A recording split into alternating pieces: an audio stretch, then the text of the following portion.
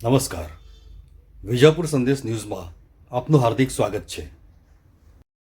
પાટનગર ગાંધીનગરના સેક્ટર 22 ખાતે આવેલ સરકારી આયુર્વેદિક હોસ્પિટલના પંચકર્મ વૈદ્યશ્રી ડૉક્ટર રાકેશ ભટ્ટના માર્ગદર્શન હેઠળ 26 સપ્ટેમ્બર 2024ના રોજ સવારે 10:30થી 4 વાગ્યા દરમિયાન મહિલા આઈટીઆઈ ગાંધીનગરના સેક્ટર 15 ખાતે ત્યાંની મહિલા છાત્રાઓ તથા સ્ટાફ માટે આયુર્વેદિક નિદાન સારવાર કેમ્પનું આયોજન કરવામાં આવેલ, જેમાં સ્વસ્થ જીવનશૈલી અંગે માર્ગદર્શન તેમજ યોગ અંગેની જાણકારી પણ આપવામાં આવેલ.